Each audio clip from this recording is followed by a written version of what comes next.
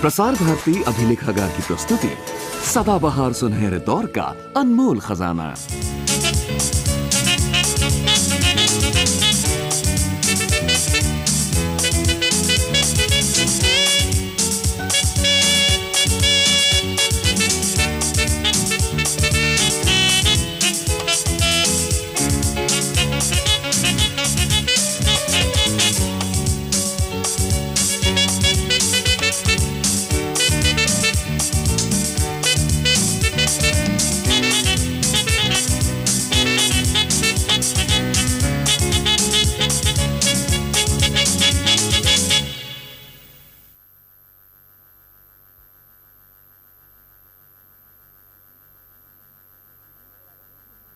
देखो राधा, हम लोग रोज यहाँ मिलते हैं। हाँ मिलते हैं। तो इसके पीछे कुछ ना कुछ कारण तो होगा।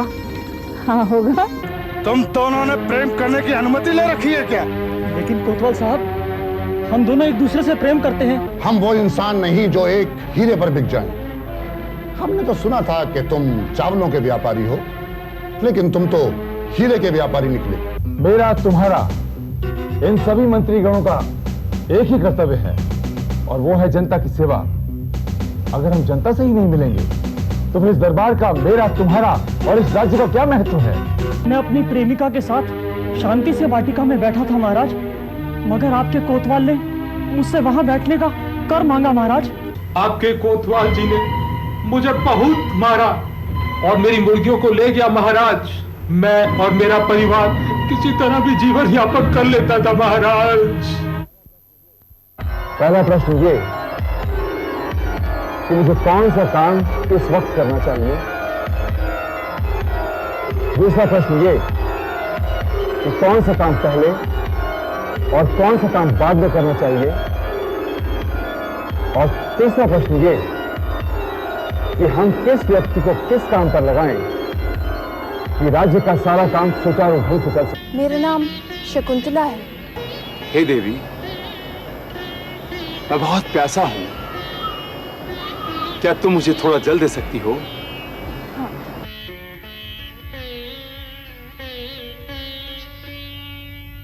मुझे विश्वास है कि तुम्हारे पिता हमें विवाह की अनुमति अवश्य देंगे।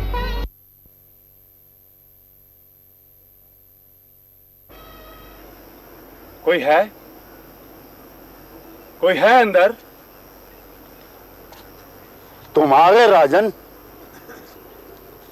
मैं तुम्हारी ही प्रतीक्षा कर रहा था। प्रणाम मान्यवर। मैं जानता हूं कि आप मेरी बेटी के साथ विवाह का प्रस्ताव लेकर यहां पर आए हैं। लेकिन मान्यवर, आपने ये कैसे जाना कि मैं एक राजा हूं? मेरी बेटी की जन्म कुंडली में लिखा हुआ है कि उसका विवाह एक राजा के साथ होगा, परंतु मैं अपनी बेटी का विवाह तुम्हारे साथ नहीं कर सकता। लेकिन क्यों मान्यवर? क्या मुझ में कोई कमी है? क्या मैं इस योग्य नहीं? तो फिर क्यों आप? नहीं, मैं चाहता हूं कि मैं अपनी बेटी का विवाह किसी महाराजा के साथ करूं, वो भी चक्रवर्ती हो। और क्षमा करें, आप तो एक छोटे से देश के राजा हैं। आप पहले चक्रवर्ती महाराजा बनकर आइए, फिर मैं अपनी बेटी का हाथ आपके हाथ में दे सकता हूं। ये बात है। ठीक है मान्यवर, कि छत्रपति बनने के पश्चात ही आपकी बेटी शकुंतला के साथ विवाह करूंगा। ये मेरी सौगंध ही नहीं, आपको दिया हुआ वचन भी है। मैं उस शुभ घड़ी की प्रतीक्षा करूंगा। ठीक है मान्यवर, मेरा आपसे निवेदन है कि आप मेरा इंतजार करें। प्रणाम।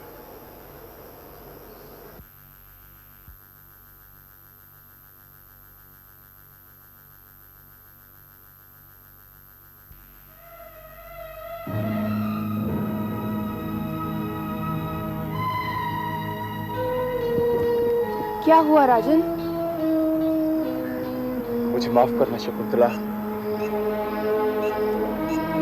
मैं तुम्हें अपने साथ नहीं ले जा सकता। परंतु क्यों? क्योंकि तुम्हारे पिता को मैंने वचन दिया है कि मैं छत्रपति बनूंगा। सिर्फ इसी शर्त पर उन्होंने मुझे तुम्हारा हाथ देना स्वीकार किया है। तुम घबराना नहीं शकुंतला, मैं अवश्य वापस लौटूंगा। तुम मेरा इंतजार करना।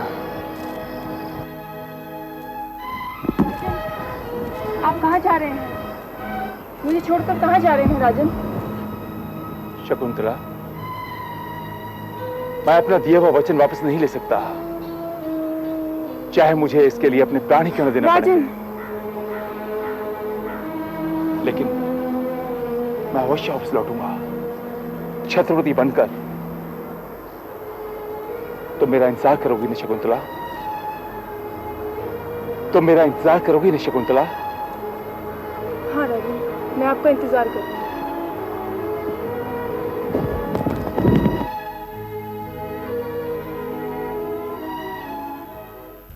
महामंत्री जी महाराज। युद्ध की तैयारी की जाए। हमने अपने छत्रपति होने की प्रतिज्ञा की है। कौशल, सांची और मगध सभी राजाओं को संदेश भेज दिया जाए कि वो हमारे छत्रपति होने को स्वीकार करें, अन्यथा मैदान जंग में हमारा सामना करें। महाराज, ये बड़े ही सौभाग्य की बात होगी।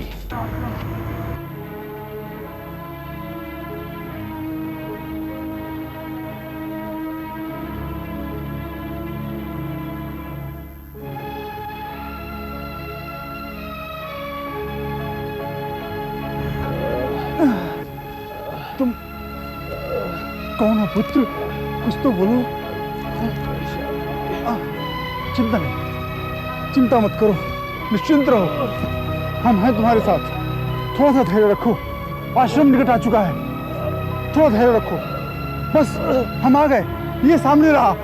धैर्य रखो, आश्रम निकट है, हम आश्रम के एकदम करीब आ चुके हैं। आ जाओ, आ जाओ पुत्र, आ जाओ।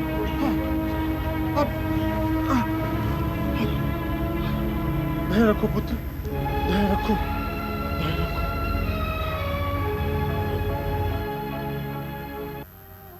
गंभीर रूप से घायल लगता है। वस्त्रों से तो कोई राजा लगता है ये। तुम कौन हो पुत्र? कुछ तो बोलो, कुछ तो बोलो पुत्र। कौन हो तुम? कहां से आए हो?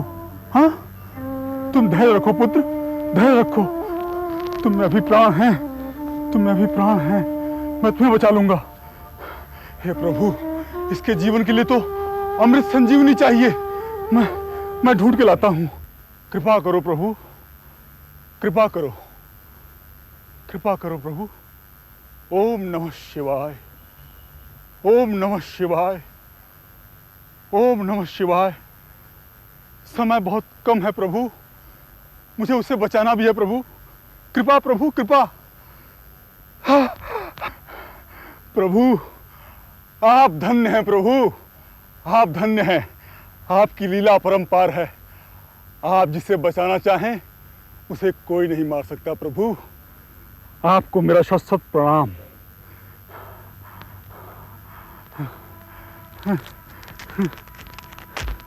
मैं आ गया पुत्र, मैं आ गया। ये देखो, मैं तुम्हारे लिए अमृत संजीवनी लेके आया हूँ। ये देखो, अब तुम जल्दी ही ठीक हो जाओगे। ये लो, ये लो। श्रद्धानंद, कहाँ रहते हो तुम? कहाँ रहते हो? गुरुजी लकड़ी पीने गया था। यहाँ होना चाहिए था तुम्हें। हाँ, मैं क्या हो गया? ये मुझे घायल अवस्था में यहाँ मिले थे। मैं अभी लेके आ रहा हूँ इनको। ये लो, औषधि तैयार करके जल्दी आओ, जाओ। तुम मेरे आश्रम में हो पुत्र, तुम मेरे आश्रम में हो। चिंता मत करो, निश्चिंत रहो। अब तुम जल्दी ही स्वस्थ हो जाओगे। हाँ, अब तुम जल्दी ही स्वस्थ हो जाओगे। ये लीजिए गुरुजी। के मैदान से तुम मुझे यहाँ लेके आए हो। हाँ, मैं ही लेके आया। ये औषधि लो। प्रभु ने चाहा तो तुम जल्दी ही स्वस्थ हो जाओगे।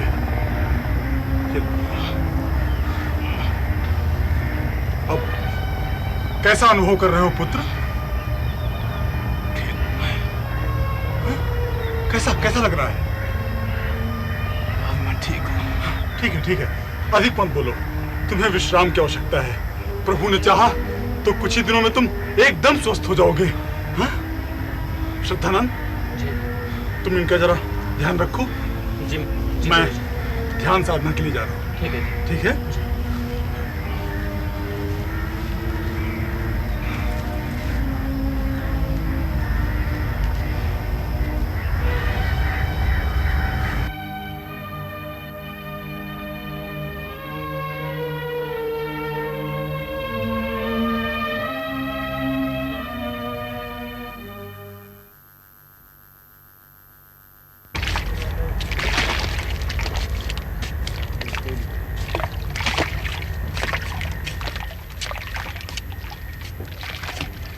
अरे पुत्र, तुम यहाँ कैसे? लेकिन बाबा, ये आप क्या कर रहे हैं यहाँ पर? मैं तो ये कुआं खोद रहा हूँ, लेकिन तुम्हारा स्वास्थ्य अभी ठीक नहीं है। जाओ आश्रम में जाके विश्राम करो। तुम्हें विश्राम की आवश्यकता है, जाओ। नहीं बाबा, अब मैं बिल्कुल स्वस्थ हूं। आपने मेरी जान बचाई, इसके लिए मैं आपका बहुत आभारी हूं। आप कुआं खोद रहे हैं? कुआं इसलिए खोद रहा हूं पुत्र, क्योंकि आसपास से यहाँ जो यात्री जाते हैं उनके लिए पेयजल की कोई व्यवस्था नहीं है, और मैं सभी प्राणियों में परमात्मा के दर्शन करता हूँ। उन सभी को पेयजल मिले, इसीलिए कुआं खोद रहा हूँ। आने जाने वाले यात्रियों की सुविधा के लिए? लाइए, मैं भी आपकी मदद करता हूँ। अगर तुम इतना ही चाहते हो तो वहाँ एक यंत्र पड़ा है, ले आओ। जाओ लाओ। हाँ ले आओ।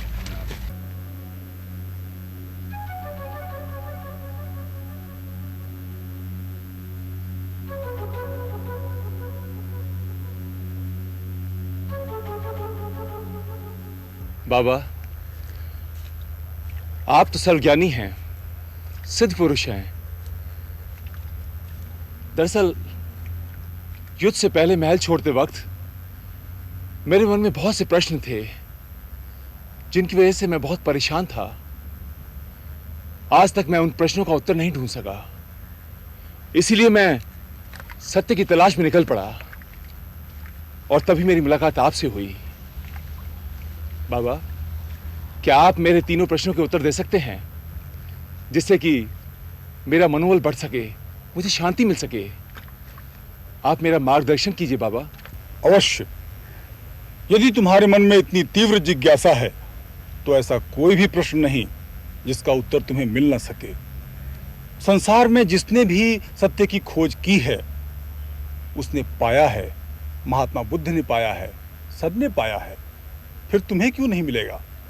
तुम अपने कर्मों पर ध्यान दो।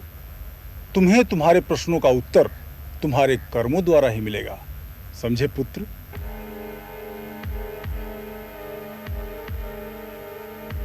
ये कुआं एक बार तैयार हो जाए तो यात्रियों को बहुत सुविधा हो जाएगी। पेयजल के लिए मीठा जल मिलेगा उनको। बाबा, पर इतना बड़ा काम आप अकेले कर रहे हैं। अरे किसी ना किसी को आरंभ तो करना ही पड़ता है ना। ऐसे कार्यों के लिए प्रतीक्षा किसकी करनी है? अरे अरे ये कौन है? अरे देखो तो, ये तो घायल हो गया। ध्यान से पकड़ो पकड़ो उसको। अरे संभालो संभालो इसे, संभालो। अरे कौन हो भाई तुम? कौन हो? कौन तो घायल हो गया। इसे आश्रम में ले चलो। उठाओ।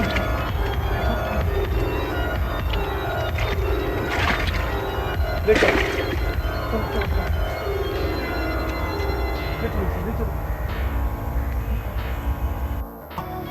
लिटाइए इसको, लिटाइए। बाबा, हाँ लगता है तुम तो बहुत बुरी तरह घायल हो गया है। इसकी हालत बहुत गंभीर है बाबा। तुम चिंता मत करो, मैं इसकी सेवा करनी चाहिए। मैं औषधि लेके आता हूँ बाबा। मैं औषधि लेके आता हूँ। हाँ आता हूँ।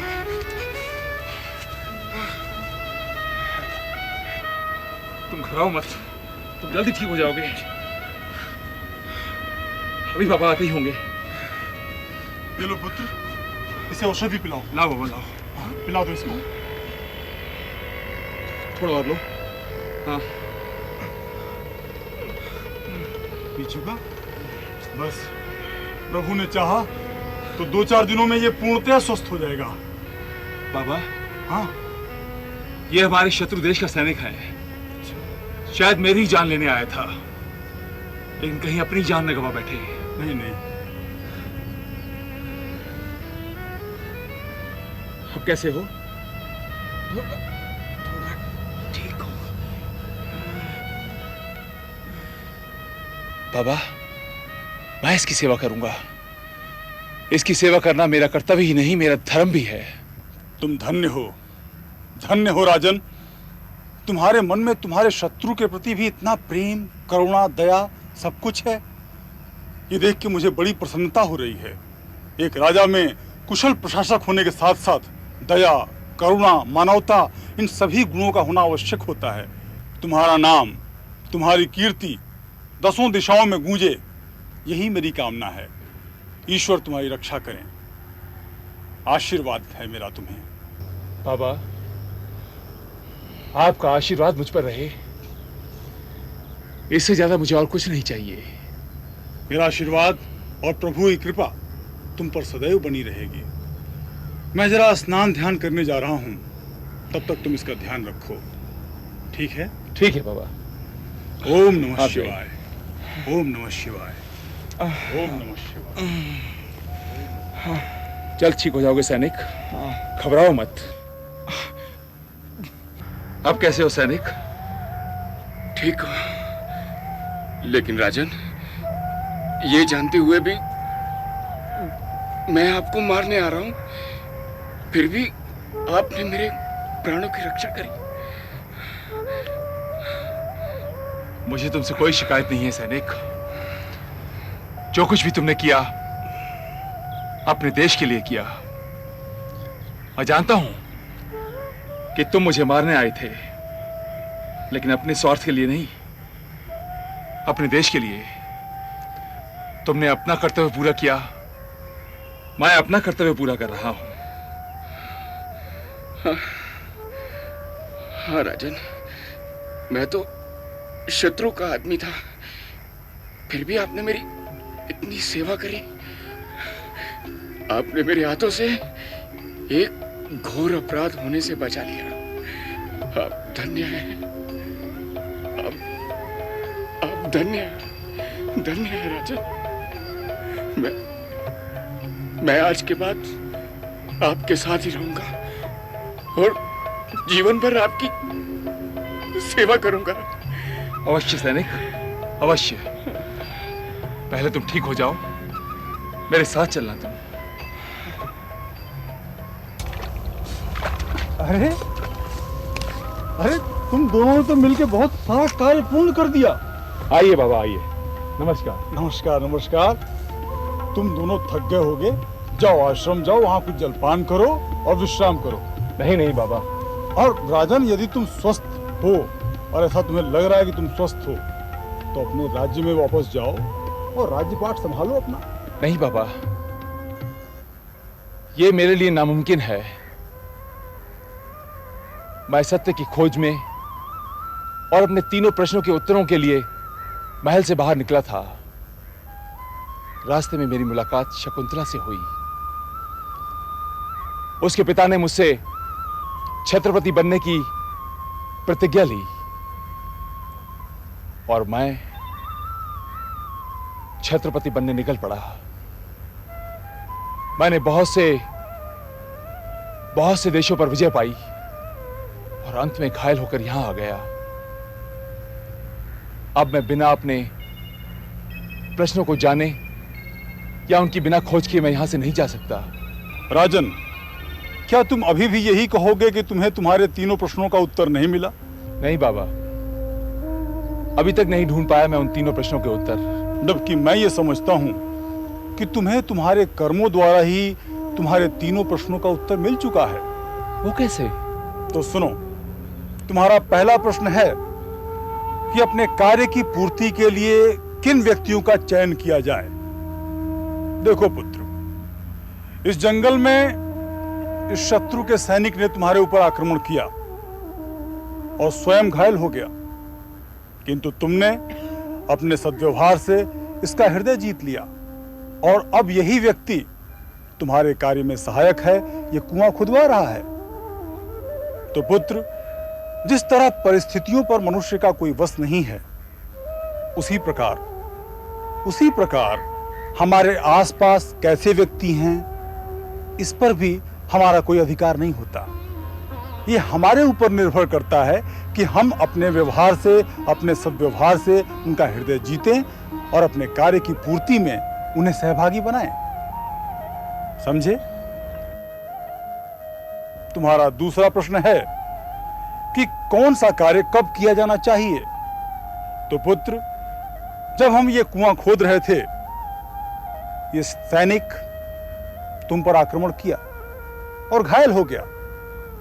तुमने तुरंत कुआं खोदना रोककर इसकी मदद की, इसकी चिकित्सा की।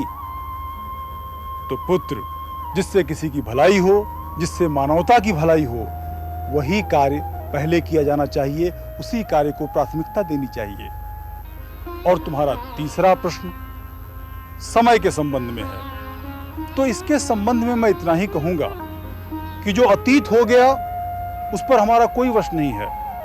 हमारा वश सिर्फ वर्तमान पर है। हम वर्तमान को ही सुधार सकते हैं, भविष्य पर हमारा कोई अधिकार नहीं है। तो इसलिए पुत्र, वर्तमान को सुधारो, वर्तमान को संवारो और उसी पर ध्यान दो। आपने बिल्कुल ठीक कहा बाबा, बिल्कुल ठीक कहा। आपने मुझे ज्ञान का मार्ग दिखाया, आपने मुझे सत्य का मार्ग दिखाया। आज मेरा मन शांत है। आज मुझे अपने तीनों प्रश्नों के उत्तर मिल गए। धन्य है बाबा आप, धन्य है। मैं जिंदगी भर आपका आभारी रहूंगा। आपके बताए मार्ग पर हमेशा चलता रहूंगा। प्रणाम बाबा, प्रणाम। मुझे आज्ञा दीजिए। आयुष्मान हो।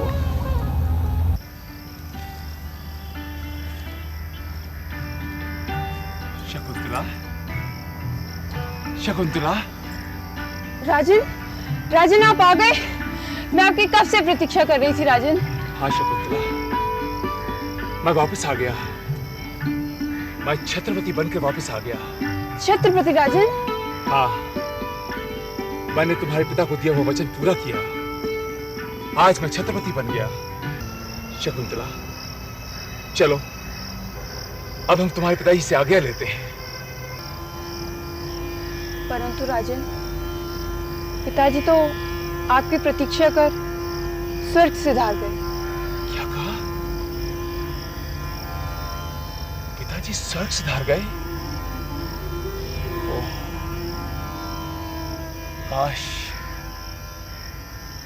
काश वो देख सकते कि मैं छत्रपति बन गया। वो देख सकते कि मैंने उनको दिया वो अपना वचन पूरा किया।